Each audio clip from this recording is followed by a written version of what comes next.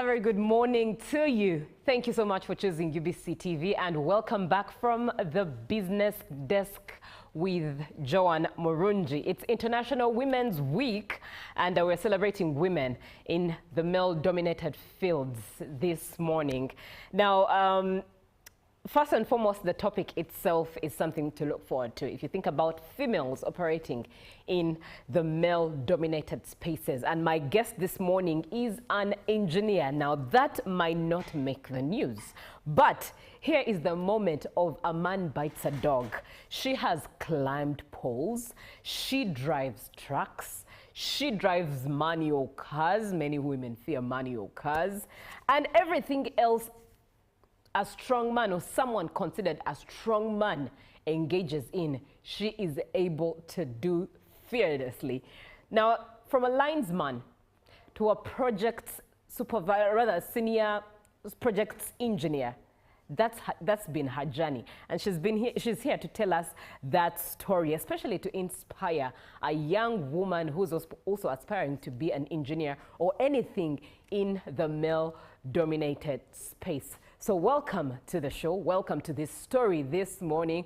Indeed, as UBC Inspiring Uganda, I hope this particular story inspires you to be the better version of yourself in whatever field you are, especially if you are in a field that is said is male-dominated. Once again, good morning. My name is Julie F. Nantaba. My guest is Jeneth Mwa-Anena, Senior Projects Engineer at UEDCL. Good morning, ma'am. Good morning, Julie.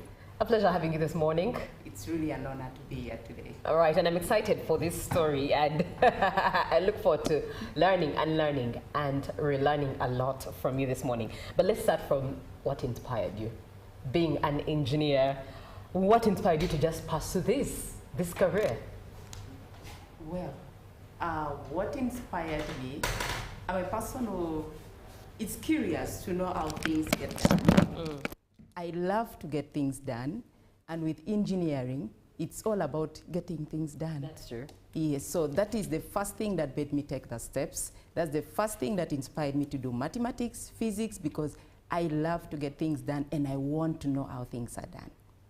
Interesting, interesting. One would wonder, I'd love to sit in your mindset, in your brain, just to see how it operated and eventually pushed you to that place of engineering. But looking at your career and the journey that has been from a linesman to a senior projects engineer, many a times everyone thinks that holding that title or even more titles of office, it's just your books, your qualifications, and then you're called into office. But your journey seems to be different. From doing it all to now supervising it all. Tell us about that journey. That is, I must say, it has been quite an enriching journey because I got to learn how things are done before I started supervising the things getting done. Because in that way, when someone is doing something, you know what that person is supposed to do, and when the person gets some challenges, you are able to step in and tell the person, no, you know, it's done like this, it's supposed to be done like this. Additionally, it helps you to relate with the person, because you know, this assignment I'm giving to this so-and-so, it has these challenges, it has these challenges. So you are able to relate with the person that you are supervising because you have been there. Indeed, that's quite profound, and I think it's something that we're lacking in our professional line. In the white-collar corporate world? Well, it's a bit lacking because at times people want it easy. Yes. It's a bit challenging, but when you go through it, the best I can say, there is a way it makes you get things done. Yeah, because you have been there, you have seen it, and it helps you come up with solutions there and then. Because then you'll be like, okay, if I have ever done this before, now let me try it at this time. And at a point, you stop fearing to fail. Because you have ever tried it in the field.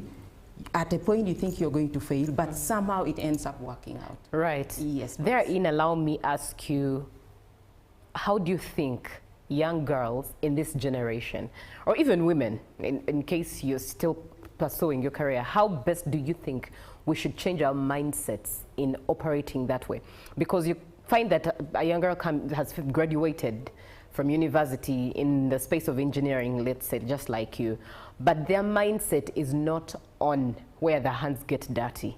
Their mindset is where the chair swirls, the seat swirls, and signing contracts and documents. The mindset is just on the theoretical part. But how best do you think a woman's mindset can be changed to be open-minded to all of it and work towards all of that, the whole experience and the 360-degree?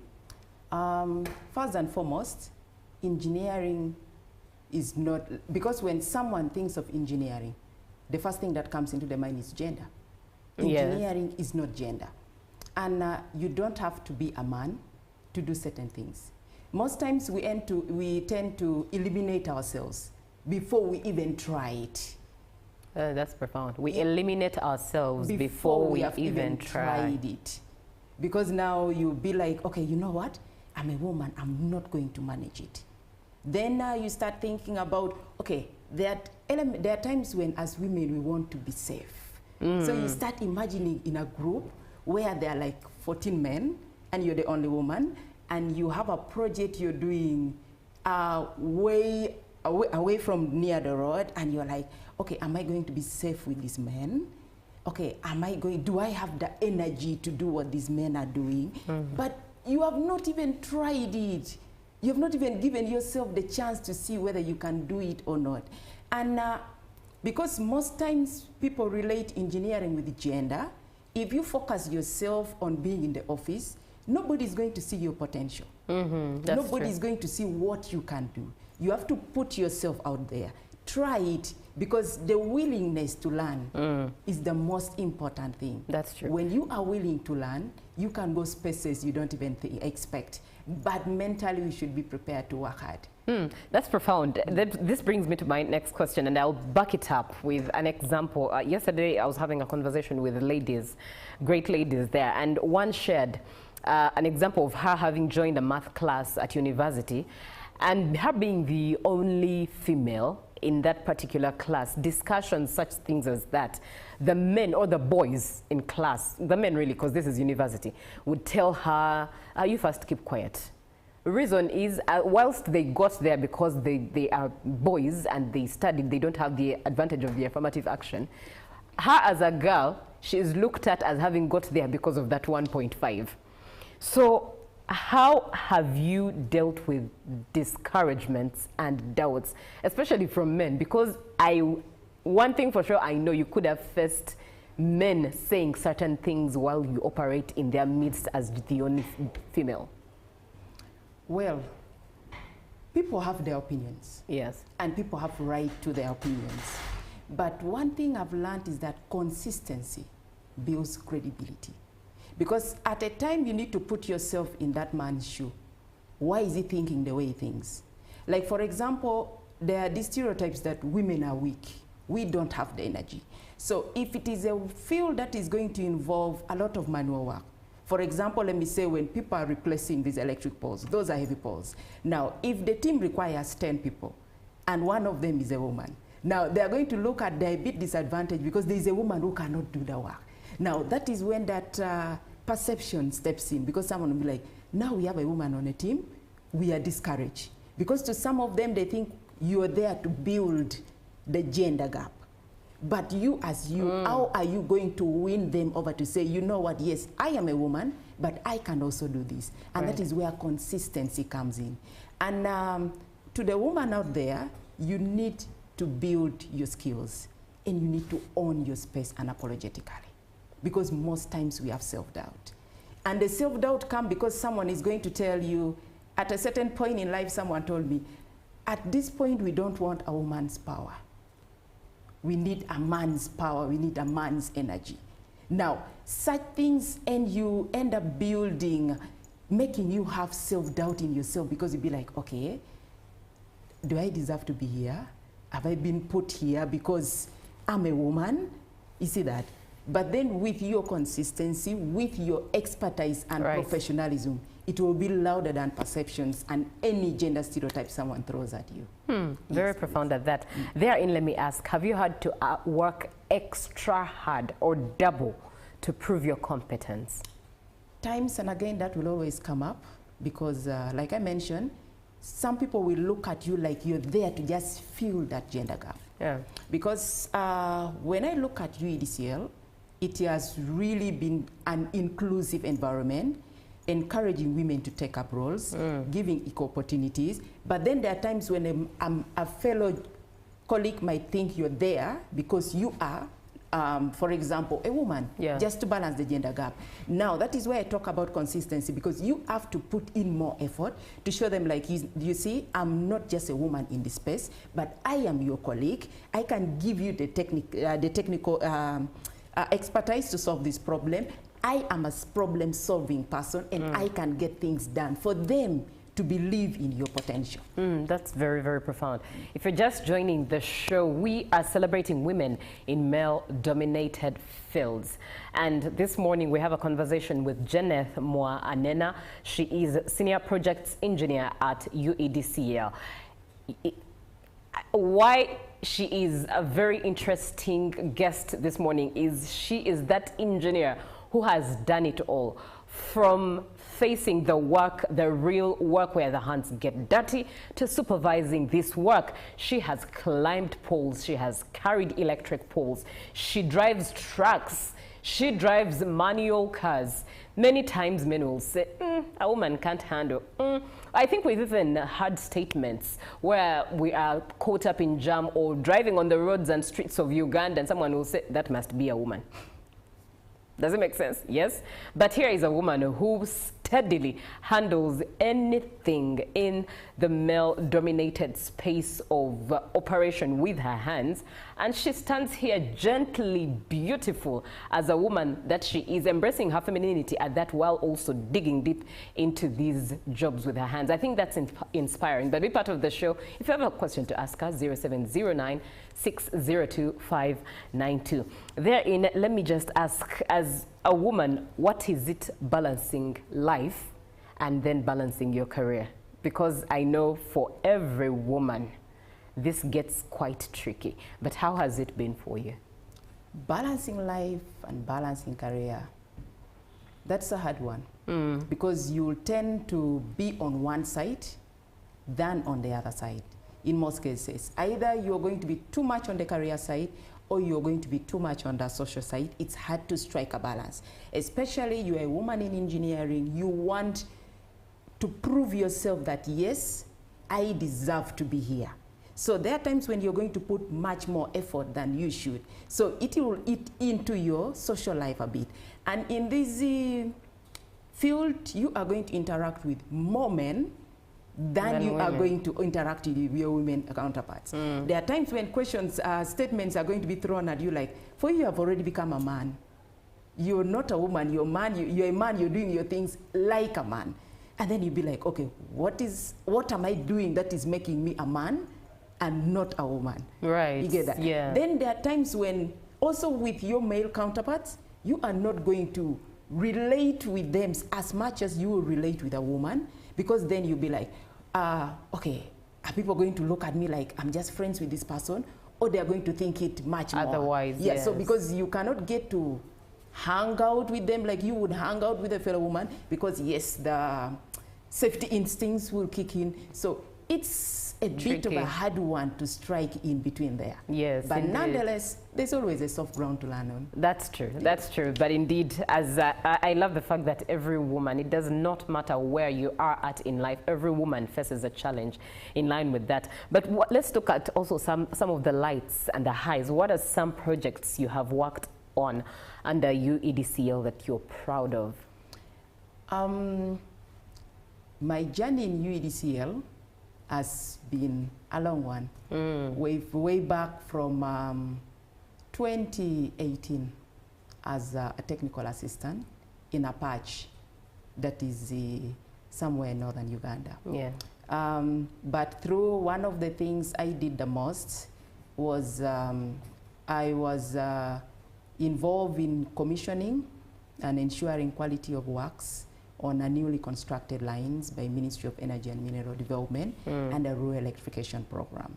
So this stands out for me because when you are ensuring quality on something, you're looking at the people, and the people getting what they deserve, like people getting what they should, giving people the right thing. Power, because with the power, to me, it's not about electricity. When you extend power to a home today and you go 3 months down the road and you see the trading center has bloomed, the joy it is on people's faces, knowing that yes, this project has really met the goal for which it is there, ensuring that the projects are to the required standard, people's money have not been put to waste. You look at it and be like, yes, I think I am contributing something to this nation. I am putting something there that even if someone does not see it, you'll be like, yeah, I think I have changed the world a bit. Right. Yes, Quite. because to me, yes, change is not about what has the government done for me. It starts by as small as what have I done? At an individual. At an individual level. Right. If I have done something good today, that will avoid the repetition tomorrow. I have saved something. I may not be able to do it all, but 1 + 1 makes a bundle. That's true. So I have been much involved. That was before 2025. It was more of ensuring that works are done to the required technical standards and commissioning of these lines in the rural areas. Yes, please. Indeed, and an applause for you for putting smiles on individuals' faces. They might not know you, they might not see you, but at least you are the heroes that make sure that these things happen. So let's look at the STEM careers in Uganda. In your opinion, why do you think there are fewer women taking on STEM careers in Uganda? Well, like I mentioned, when someone thinks of engineering, they think of gender. So even as a woman, okay, there's a perception that I don't have the energy, I cannot do it, it's a man's field. So you enter even a class and the bigger percentage is male and is women. And when someone starts putting that doubt in you early, you start also doubting yourself. You enter a space and at times you're the only lady because it's going to depend on where you are. And then you ask yourself, am I in the right space? Right. Now, that is where that doubt starts from. But as long as you are a woman who wants to get things done, you're a woman who wants to know how things are done, whether you are the only person there, whether the numbers are few, you don't have to doubt yourself. All you have to do is take that step, because if you don't try it, then you will never know it. You're eliminating yourself before you have even tried. And yet your ideas are required. And with ladies, there is a way we do things with a lot of passion that makes us stand out. And that is not a weakness. True. That is a credit. There are times when people say, okay, if it's a woman doing it, it's going to be done better. So ladies are fearing to take up mathematics because they tell you it is hard. But how are you going to know it is hard when you have not even tried it? At least try it and be like, yeah, it's hard. I think I've ever interacted with someone and I was like, why don't you do mathematics? They said, mathematics is too hard for me. But you have not even tried it. There are so many things you have put your energy in. There are so many things you have put your mind in. But physics and mathematics, those ones are for men, it's hard. No, it is not. Yes. Yes, please. And it's profound that you say that with whatever we do as women, we add a lot of passion. We serve it with a lot of passion. How much color do you think we would add if we actually emphasized on pushing on for STEM careers and not walk in discouragement? One of the things I'm picking from this conversation is as women, we eliminate ourselves even before we try, which is wrong. It's about time we stopped that habit in line with empowering ourselves. So on that note, Janeth Mwa Anena, what message do you have for all women? A young woman, a young girl, an older woman who thinks it's too late. What messages do you have? To the young girl out there, as long as you feel you want to know how things are done and you are willing to learn, the space is for you. The women in energy, the energy space does not discriminate. You have to take the work. Give it your try. take the first step. Don't procrastinate. Don't say, what if, what if. Go on, take that course, and you do that mathematics, do that physics, seek mentorship. You will make it. Don't fear to ask for help from a fellow person. You will get that one. And to the lady already in the sector, wondering whether I'm in the right space, whether I am doing things or going with the bandwagon, own your space unapologetically. Master your skills, because consistency breeds credibility. And you need to put on that confidence. And to the companies out there, for the ones that have given opportunities to the ladies, it is much appreciative, but we need to continue creating that supportive workspace, more mentorship and training, and at least visibility of women in leadership roles, so that it can encourage. But to the women out there in general, let's not forget to support another woman as well. Indeed. Yes. As a woman, don't forget to support another woman. It's been a pleasure having you this morning. It's a pleasure. And thank you so much. This brings us to the end of this conversation. In the agenda, up next is the rugby desk, and we have the rugby president, Mr. Godwin Kayangwe, with Makoma and Ruben. Good morning.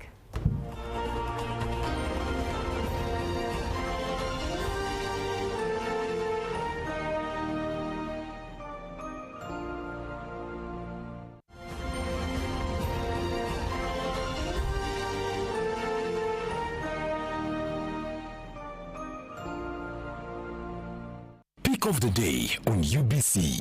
He expected me to die like within the first 2 years. Out of the blue, the child will get pains, especially in the wrists. And this happens commonly when children are starting to walk. Was brought to you by I'll call you every day, yeah, yo, baby, don't know. You can now get all the Chibuzi out with MTN voice bundles. Call all networks, Kubei Dondoro. Buy a 25-minute voice bundle for only 1,000, or buy any daily voice bundle of your choice. Dial *100 *21 hash and select daily, or use the My MTN app. When we talk together, we are unstoppable.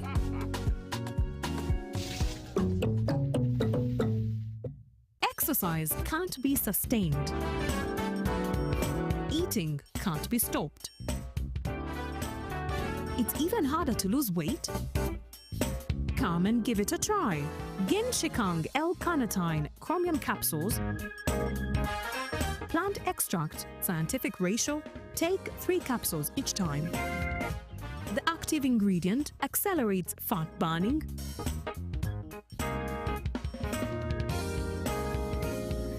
eat twice a day, don't take a detour. Weight loss starts now.